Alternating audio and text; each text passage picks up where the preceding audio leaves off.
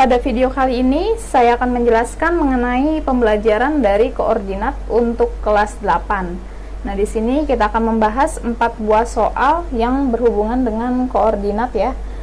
Nah, ini untuk yang nomor A, B, C, D itu nanti saya jawab satu persatu ya. Oke, untuk lebih jelasnya kita lihat dulu yang A ya. Jawaban untuk yang A. Jika dilihat ini ada koordinat ya, koordinat, kemudian yang biru ini adalah aliran sungai. Gambar di samping ya, menunjukkan aliran sungai yang melewati beberapa titik dalam bidang koordinat. Untuk yang A, coba sebutkan 5 koordinat titik-titik yang dilalui oleh aliran sungai tersebut. Oke, jadi di sini kan ada berapa titik nih? Ada banyak ya titiknya ya. Lebih dari 10 ya, 1, 2, 3, 4, 5, 6, 7, 8, 9, 10, 11, 12, 13 ada 13 titik. Tapi untuk yang nomor A hanya ditanyakan 5 titik saja gitu ya. 5 titiknya mana? Ya bebas ya, pokoknya 5 titik aja gitu ya. Jadi bebas ya, kalian mau yang mana saja itu bebas. Oke, di sini saya akan mengambil A, B, C, D, dan E ya. Oke, kita lihat di sini A itu ya, jadi ini kan kalau misalnya koordinat, ini ada sumbu X ya, yang mendatar ini adalah sumbu X, kemudian yang vertikal atau yang garis dari atas ke bawah ya. Nah, ini adalah sumbu Y. Nah, kita lihat di sini A. Untuk penamaan sendiri, koordinat itu adalah X, Y ya, X, Y, dan tidak boleh dibalik, harus X, Y. Perhatikan di sini, titik A ada di sini ya, ini titik A ya, ini titik A, kemudian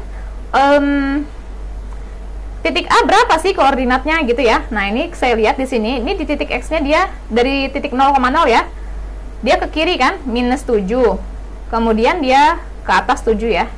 Jadi untuk titik A adalah min 7,7 gitu ya. Lanjut yang B sekarang, kita lihat yang B. B ini di sumbu X nya itu minus 6 ya. Nah, ini kan dari sini ya, ini ke sini minus 6 kan, minus 6, kemudian dia ke atas kan 4 langkah ya. Nah, jadi minus 6,4 nih ya, dia jadi B itu pertemuan ya, pertemuan dari sini sama sini kan. Nah, gitu ya, X nya minus 6, terus Y nya adalah 4. Nah, jadi untuk B adalah min 6,4 ya, dan tidak boleh dibalik ya, nggak boleh dibalik jadi 4,6, tidak boleh. Jadi harus dari yang X dulu nih, harus yang mendatar dulu ya, mendatar dulu, kemudian nanti dia ke atas ke bawah gitu ya. Kemudian lanjut ke C, misalkan yang C ya. Nah, ini saya mau ngambil yang C nih, perhatikan di sini C, kan dia kalau misalnya di ini kan jadi di sini ya, betul ya. Nah, berarti dari X dulu ya, X nya kan min 3 nih, nah berarti min 3,3 gitu ya.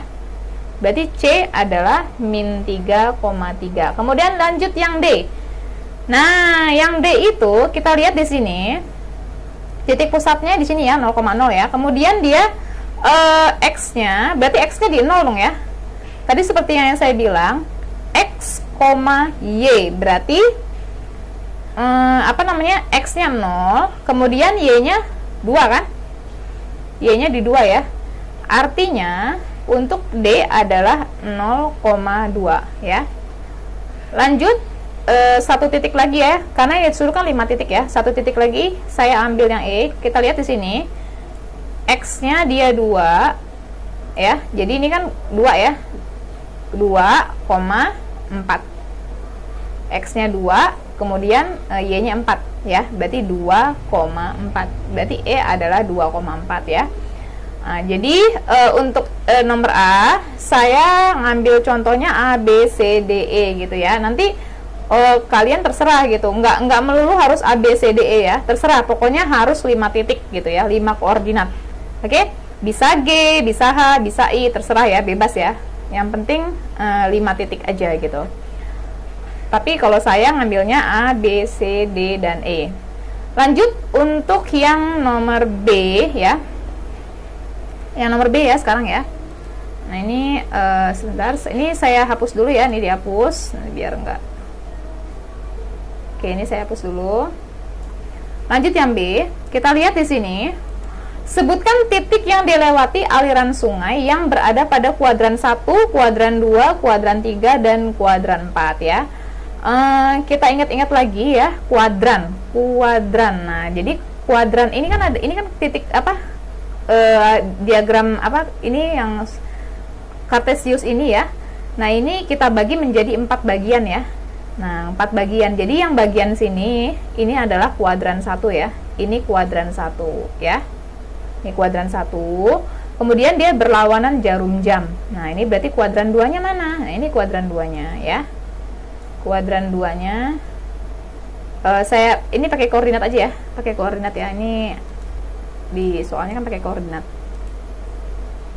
Nah, ini jadi yang di sini adalah kuadran 2 ya. Kemudian habis itu kemana lagi? Nah, ini kuadran 3. Ini tolong dipahami baik-baik ya. Untuk kuadran 1, kuadran 2, kuadran 3, kuadran 4 tidak boleh terbalik-balik. Ini 3 ya. 4-nya berarti di sini. Nggak boleh dibalik-balik ya, diingat-ingat ya. Ini 4. Oke, ini 1, kuadran 1 di sini, kuadran 2, kuadran 3, kuadran 4 tidak boleh dibalik. Perhatikan di sini, pertanyaan untuk B. Sebutkan titik-titik yang dilewati aliran sungai yang berada pada kuadran 1, kuadran 2, kuadran 3, dan kuadran 4. Oke, kita tinggal lihat aja di sini. Di sini kuadran 1, mana? Kuadran 1 kan di bagian sini ya. Bagian kanan ya, kanan atas ya. Nah, ini kanan atas. Mana sih yang ada di sini? Titik apa aja? Titik E, titik F, dan titik G. Benar ya? E, F, dan G. Berarti yang terletak di kuadran 1 adalah titik E, titik F, dan titik G. Kalau kuadran D gimana? Ada di kuadran mana kuadran D? Titik D. Titik D ada di mana? Ada di kuadran 1 atau kuadran 2? Nah, titik D tidak berada di kuadran 1 dan kuadran 2 ya. Jadi D tidak di kuadran 1 dan di kuadran 2 ya. Nah, jadi kuadran 1 itu hanya E, F, dan G ya. H juga tidak ya, tidak berada di kuadran 1 dan tidak berada di kuadran 4 karena dia pas di sumbu X tuh ya. Lanjut ke yang bagian kuadran 1 sudah, sekarang yang kuadran 2. Mana yang ada di kuadran 2? Kita lihat, yang ada di kuadran 2 siapa aja? Itu adalah titik A, titik B, dan titik C ya. Nah, titik A, titik B, dan titik C. Jadi titik D tadi ya, tidak di kuadran 2 dan tidak di kuadran 1. Oke, berikutnya sekarang kuadran 3. Mana nih kuadran 3? Itu adalah K, L, dan M ya. Ada di kuadran 3 kan, ada di sini ya. Oke, K, L, M. Lanjut yang kuadran 4-nya. Mana yang kuadran 4? Kuadran 4 itu hanya ada titik I saja ya, titik I saja. Jadi H dengan J tidak ya. Oh, I dengan J ya. Ini J-nya ada di mana? Nih, I dengan J ya, karena kan sumbu Y-nya di sini nih. Ini sumbu Y-nya kan di sini ya. Nah, di sini. Ya kan? Nah, berarti I sama J ya. Jadi J-nya tidak menempel di sumbu Y kan. Nah, berarti yang di kuadran 4 adalah I dan J ya. Titik I, dan ini saya tambahin ya. Jadi I dan J, ini koma J. Ini I dan J. Nah, karena titik J-nya ada di kuadran 4 ya, bukan di sumbu ya, bukan di sumbu Y. Nah, oke. Berarti untuk yang kuadran 4 adalah I dan J. Sedangkan H itu menempel ya. Jadi ini H itu menempel di batas, ini batas kan ya. Jadi menempel di sumbu X gitu ya, nih titik H-nya. Jadi titik H tidak di kuadran 1 dan tidak di kuadran 4 ya. Nah, jadi kuadran 4-nya adalah titik I dan titik J. Oke. Lanjut ke soal berikutnya. Bagian C ya. Sebutkan koordinat titik A, B, C, dan D terhadap titik K. Nah, ini yang dimaksud soal ini adalah posisi ya. Jadi posisinya titik A terhadap G, kemudian titik B terhadap G, lalu titik C terhadap G, dan titik D terhadap G gitu ya. Jadi yang dimaksud di soal ini adalah posisinya. Kita lihat di sini. Oke. Jadi untuk option C ini ada 4 ya, jawabannya nanti ada 4. Kita lihat di sini, perhatikan. Satu-satu ya. Pertama-tama yang titik A dulu nih. titik A terhadap G, titik A terhadap G. Nah, berarti yang jadi pusatnya itu adalah G-nya ya. A terhadap G berarti pusat itu G-nya. Ini pusatnya di G ya. Terhadap titik G berarti pusatnya di G. Kemudian dari titik A terhadap G ini maksudnya gini loh. Dari G menuju ke A itu berapa sih? Berapa satuan gitu ya. Nah, ini kita lihat di sini. Dari G, ini A ada di sini ya. Nah, ini G ke A ya. Saya ulang lagi ya. Titik A terhadap G itu artinya dari G menuju ke A gitu ya. Nah, dari G menuju ke A. Kita lihat di sini. G menuju A. Kita lihat. Nah, ini ke mana nih? Ke kiri dulu ya. 1 2 3 4 5 6 7 terus 8 9 10 11 12 13. Berarti 13 ke kiri ya. Ya kan? Dari sini ke kiri ya, 13 ke kiri. Kemudian kemana lagi?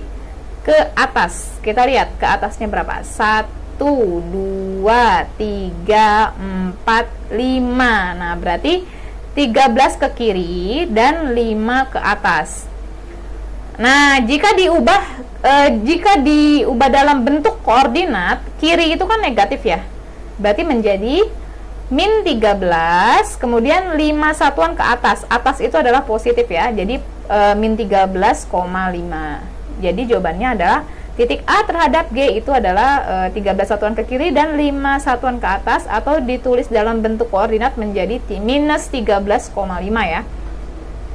Nah, untuk soal ini ada 4 ya tadi ya pertanyaannya ya. Untuk yang bagian C ini ada 4. Kemudian A sudah, sekarang kita yang B. Nah, ini yang B ya. Nah, yang B. Jadi B terhadap G juga ya. Jadi B terhadap G. Titik B terhadap G. Nah, ini kita lihat 12 satuan ke kiri dan 2 satuan ke atas. Nah, ini kita buktikan. Ya, saya hapus dulu. Hapus. Nah, ini ya. Jadi titik B terhadap G itu maksudnya ya, dari G menuju ke titik B gitu ya. Dari dari G ke B itu berapa sih? Berapa satuan sih? Ya, kita lihat. 1 2 3 4 5 6 7 8 9 10 11 12. Berarti 12 ke kiri ya. Nah, kita lihat 12 ke kiri. Kemudian di situ kemana lagi? 1 2. Berarti 12 ke kiri dan 2 ke atas. Nah, kiri itu menandakan negatif, atas itu positif ya. Nah, berarti min 12,2. Jadi koordinat titik B terhadap G itu min 12,2 ya. Lanjut ke berikutnya sekarang. A sudah, B sudah, sekarang yang C ya. Nah, C, kita lihat C. Nah, ini lanjut ke yang C ya.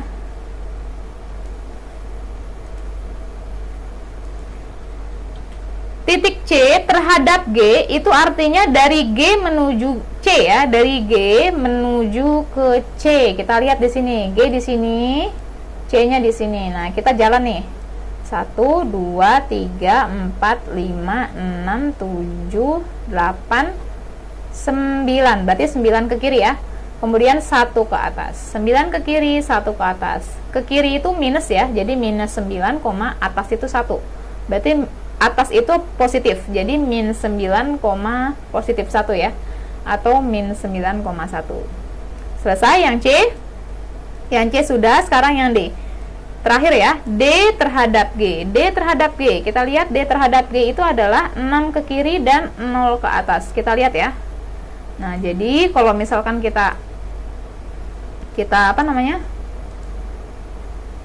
Nah, ini kalau kita lihat di sini titik D terhadap G berarti dari G menuju ke D ya. Nah, ini G-nya di sini, D-nya di sini ya.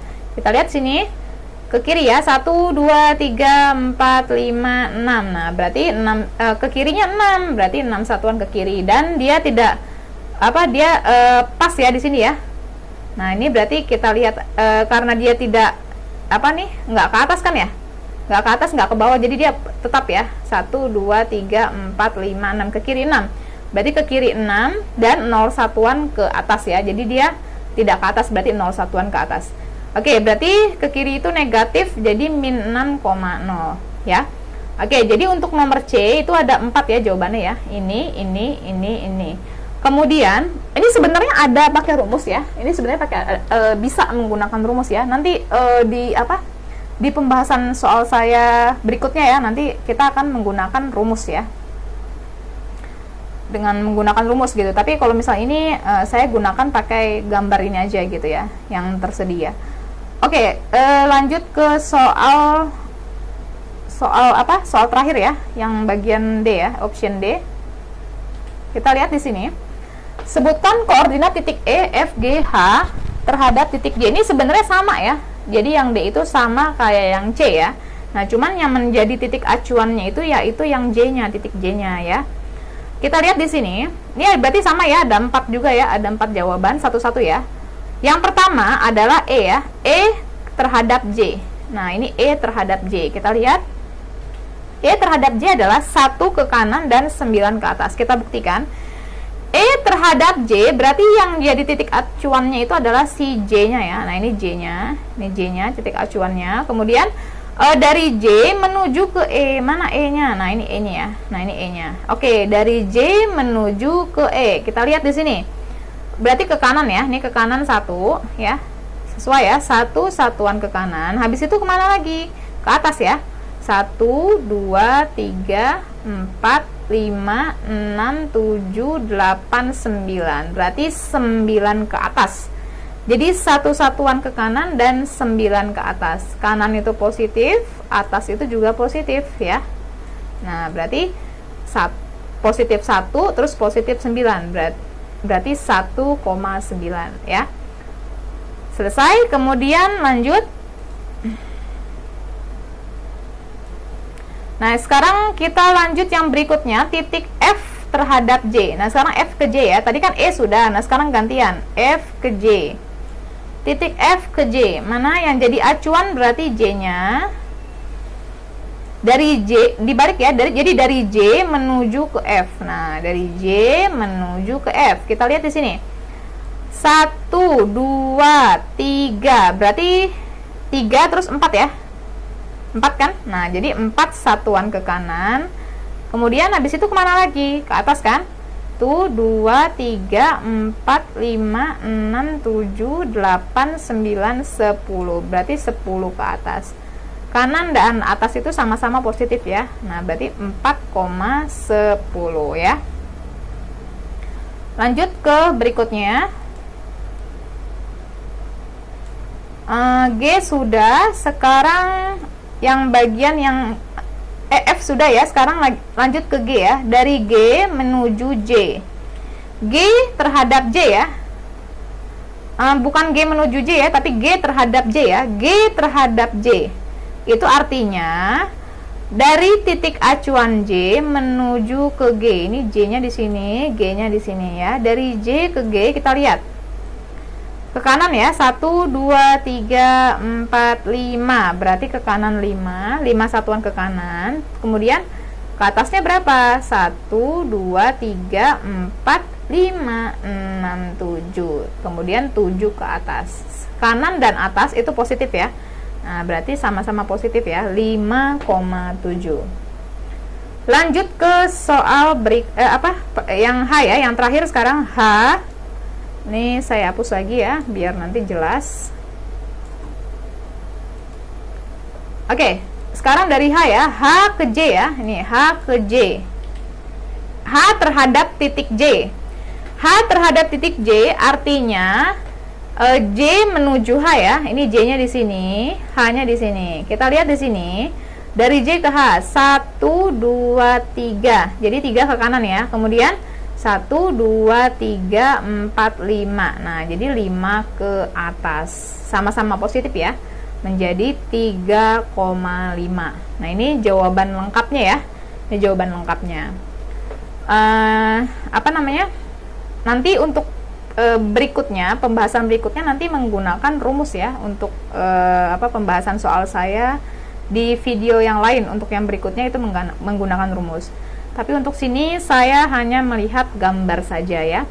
Oke, selesai 4 buah soal yang tadi kita sudah bahas ya. Semoga bermanfaat dan semoga bisa dipahami dengan baik. Terima kasih.